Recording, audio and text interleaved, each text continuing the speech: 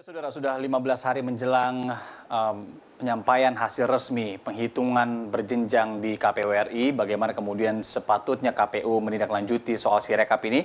Kita akan langsung tanyakan ke Direktur Eksekutif Perkumpulan untuk Pemilu dan Demokrasi atau Perludem, Hoirunisa Nur Agustiati. Mbak Nisa, selamat sore. Terima kasih sudah bergabung di Rumah Pemilu Kompas TV. Mbak Nisa, jadi sebenarnya Sirekap ini membantu atau membuat gaduh sih? Kemudian ini sudah 15 hari lagi. Seperti apa seharusnya KPU menanggapi ini? Bagaimana Perludem melihat ini semua? Ya, kalau dalam pandangan saya, kenapa kemudian ada Sirekap, karena proses penghitungan dan rekapitulasi pemilu kita kan masih manual dan berjenjang. Dan waktunya cukup panjang begitu ya, 35 hari untuk di tingkat nasional. Nah, bisa dibayangkan dalam waktu 35 hari Hmm, ini kan kemudian orang berspekulasi gitu ya, siapa yang menang, siapa yang dapat suara banyak. Nah, ketika ada Sirekap, kita sebagai publik itu bisa mengikuti prosesnya. Karena kalau kita hanya yang manual saja, kan semakin tinggi tingkatan proses penghitungan dan rekapitulasi ini, publik semakin sedikit yang mengawasi. Beda dengan di hmm. TPS. Kalau di TPS semua mata bisa melihat TPS, orang masih antusias gitu ya, ngikutin proses penghitungannya. Tapi kalau sudah di kecamatan, kabupaten kota, provinsi, bahkan sampai tingkat nasional, ya tidak semua publik bisa mengamati prosesnya. Bahkan tidak semua partai politik punya saksinya. Nah, makanya sebetulnya ada Sirekap ini menjadi penting gitu ya, sehingga kita bisa mengikuti prosesnya, bisa menjadi Oke. kontrol, dan juga tadi ketika parpol atau caleg tidak punya saksinya, mereka juga punya pegangan yang datanya diambil dari Sirekap ini. Mhm. Tapi melihat saat ini banyak protes begitu, banyak yang juga menganggap Sirekap ini membuat gaduh karena data yang kemudian hasil yang ditampilkan di Sirekap ini tidak sesuai dengan formulir model C, hasil yang diupload. Banyak sekali protes. Seperti apa Mbak melihatnya? Perlukah ini dihentikan sementara kemudian nanti dibenerin dulu, habis itu baru dimulai lagi? Ya, kalau menurut saya tidak perlu dihentikan, tapi bisa berjalan dengan paralel. Jadi sembari yang manual ini berjalan, berproses, KPU membenahi Sirekapnya. Nah, kenapa Sirekap ini tetap tidak perlu dihentikan ya? Kalau menurut saya karena pertama, kalau di dalam PKPU terkait dengan rekapitulasi itu disebutkan bahwa data untuk proses rekapitulasi ini akan diambil dari Sirekap. Jadi Sirekapnya yang harus segera diperbaiki kalau menurut saya, tanpa harus menghentikan atau menutup Sirekapnya. Karena tadi kita jadi tahu ada masalah di sana sini kan karena Sirekapnya dibuka. Kalau misalnya Sirekapnya nggak dibuka, publik nggak tahu, publik nggak protes, Oke. nggak rame-rame di medsos gitu ya, jadi nggak ada kontrolnya. Nah, kalau ini ditutup tadi ya hanya menyandarkan pada proses yang manual berjenjang, ya saya khawatirnya malah ruangnya semakin gelap, Mas. Publik nggak bisa ngikutin, caleg-caleg pun juga nggak bisa mengikuti. Mhm. Nah, yang perlu dilakukan sekarang kan adalah KPU menjelaskan kepada publik.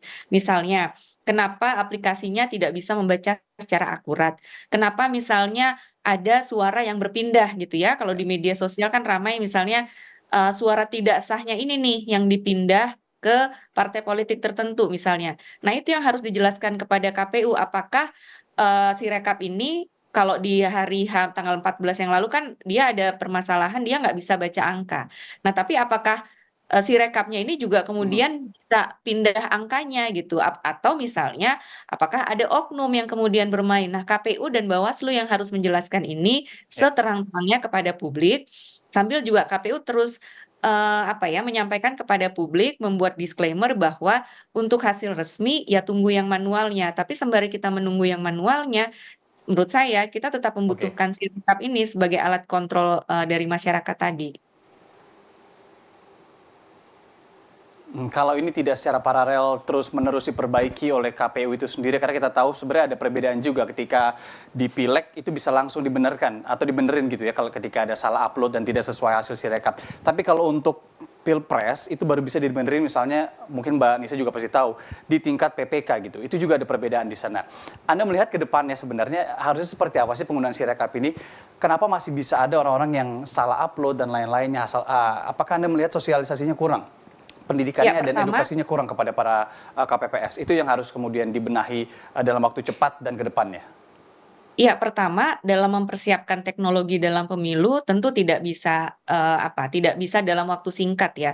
Waktunya harus panjang, persiapannya harus panjang. Yang Mhm. dipersiapkan bukan sekedar infrastruktur aplikasinya, tapi mulai dari kerangka hukum, sumber daya manusianya, aplikasinya. Aplikasinya pun bukan sekedar ada aplikasinya, tapi misalnya, bagaimana kebersihan cyber-nya, Ya. bagaimana ketahanannya, semuanya harus dipersiapkan dan dalam waktu yang panjang. Nah, terkait dengan Sirekap ini, saya melihat bahwa Mhm. persiapannya belum maksimal. Karena misalnya bagi petugas KPPS saja, di hari H ada yang tidak bisa mengoperasikan, ada yang tidak bisa login misalnya. Nah, itu kan artinya tidak ada persiapan yang maksimal. Lalu kemudian bicara soal kerangka hukumnya, karena jangan sampai juga Oke. kemudian publik kita kemudian nggak percaya kalau kita mau menggunakan inovasi teknologi.